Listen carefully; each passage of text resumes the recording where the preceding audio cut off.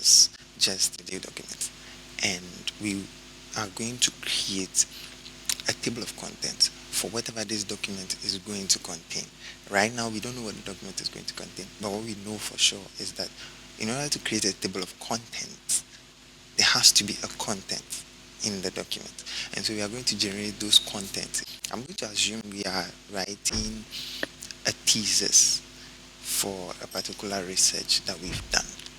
And so there are certain things that are going to be needed in these theses that I'm just going to list them. The thesis has to have a main title or main heading, I would like to call it. So let's start with that. Main heading. We go down. The next thing we are going to type is abstract. It's supposed to have an abstract. After the abstract, it's going to have something like an introduction. The next thing should be some, I don't know, depending on your institution, this could be different. Materials and methods, that would be the next topic.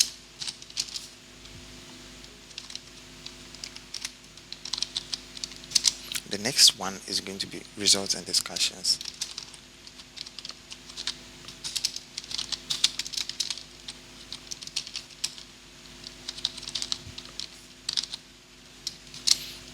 After you've presented a result and discussed them, you then conclude as to whether your research worked or not. If it worked, what worked? Sorry, if I could only type conclusion. And after that, we have references, which we are not going to bother ourselves with in this tutorial. The only thing we need right now is the table of contents. So we do that one for today. Now, we can see there is a progression here, and in order to create table of contents and not to do it by hand one by one, but to let Word documents do it for us automatically, we need to let Word documents recognize these things as headings. Okay, there are two ways of creating headings. In order to create a heading, first of all, there are hierarchies. You need to pay attention to these things because they are important to creating the table of contents that we are going to do later on. And so there has to be a main heading, and which should be titled something, depending on what your thesis is.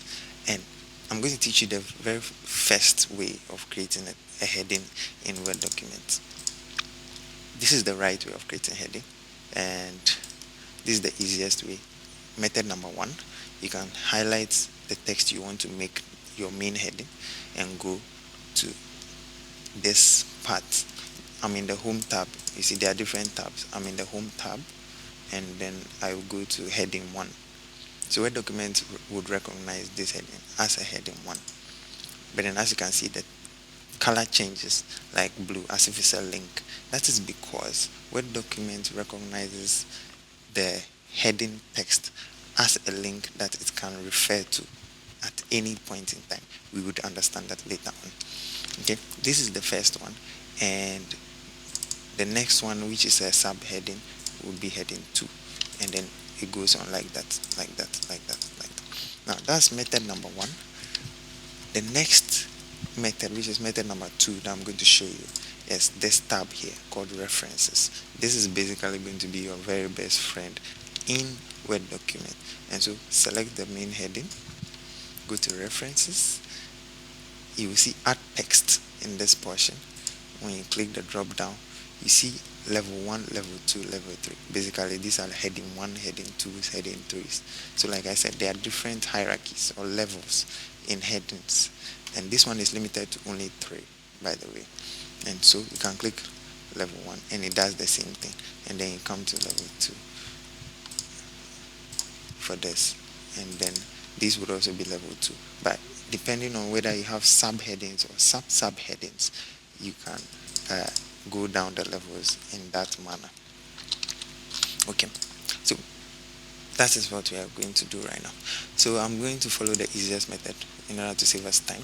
So we have the main heading, which should be heading 1.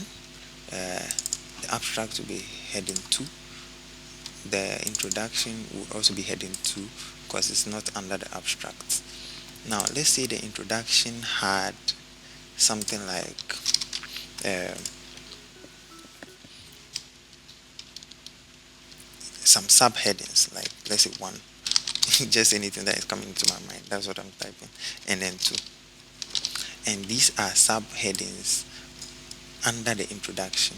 And I'm going to number them uh, with the Roman numerals. Let's say I and II.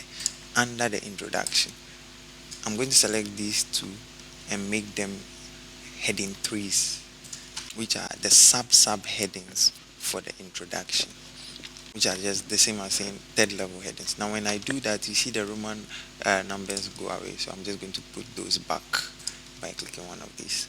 And so these are the subheadings of the introduction. And the rest would all be what? Level 2s. So I'm going to select them one by one and then turn them all into level 2s. Hopefully that is clear. If I select all these, I can change the color to a color I desire, just to make sure my document is fine. And I can make all of them follow Times New Roman, so it's easier to read. And as you can see, the font size is different for each and every heading. The main heading is 20, the abstract is 16, which the introduction also follows. But the subheading for the introduction, which is the 1 and 2, go to 14 pixels, I think, or points, depending on what they choose. And this is how it goes. Okay, this is all we need to create a table of contents. The trick is in the headings you create. And so let's come here and create and insert a page. So what we are going to do now is go to the top of all of everything we've written, and then we are going to insert and then insert a blank page. Okay, so now we have a fresh page that would contain our table of contents, which I think we had 2 more pages. So all we have to do is click backspace. So now we have page 1 and page 2. That will have the table of contents that we need. And so now that we have it here, you remember I said references will be your best friend? That is exactly what is going to happen. So we go to references. When we go to references, you see at the top left corner, table of contents. That is what you are going to do. You click the table of contents, and then you go and choose the type of table of contents you want. Now, personally, I like to choose the one that says table of contents at the top. The third one, the manual table, is mainly for manuals or if you're writing a book or something. It helps because the chapter number and all that will be there. So I'm going with option number 2, and then I'm going to click here. As we can see, Word document has automatically created or generated a table of content for us. We don't have to write this by hand, and so this is how good it is. Now, here are some things to note. There are some indentations, and as you can see, the main heading is on the outside, the subheading is on the inside. The subheading, the 1 and 2, are on the inside of the introduction, and that is how it goes. If you don't like the formatting, you can come here and change the color to black, make it bold, for example. If you don't like the font type, you can also go and change it to Times New Roman, for example. And this is your table of contents. This was the main course. Now we've created our table of contents, we've edited it, it's looking beautiful. But then the document still looks bland. Let's add a little bit of this.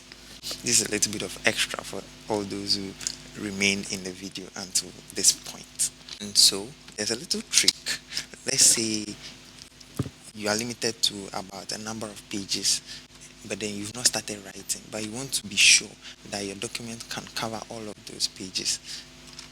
And in order to see how it will display on the table of contents, then this is what you do. There's a little trick. If you want to fill in the space with dummy text, just any text for the meantime, when you're ready, you come and type. this is how it goes. Equal to lorem, and then into brackets. Lorem is a lorem ipsum passage. That is just a dummy text you write. And you can specify the number of paragraphs that should be in here. Okay? Now, we don't want that to be under the main heading. And so I'm going to cut it, and we are going to come down under the abstract and paste it here. Okay? That is what we are going to do. Basically, what happened is I'm going to redo it. Type equal to, you write lorem. You don't really have to put any spaces in between. You just specify the number of paragraphs you want. If you want about 5 paragraphs, you press 5 for the abstract and click. You go on the outside and press enter, and then to fill in the spaces for you. And these are just dummy text. Obviously, you don't understand what is here, but we'll come back to it later. And this is the main title or main heading of your paper, so of your thesis, if you like. So you can specify the abstract, the introduction, and then the introduction. Under the one, maybe you have something to type, and then you can still follow that same process. Equal to lorem, and this time we are going to go with about 10 paragraphs, and as you can see, there's a difference between them. For the next one, I'm not going to repeat it. I'm just going to copy a part of it, since it's just a dummy text anyways, and I'm going to paste. Oh, now we see that is not what we want to happen.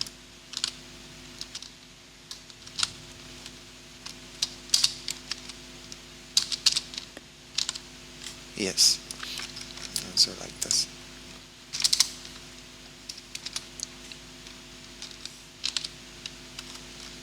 The materials and methods,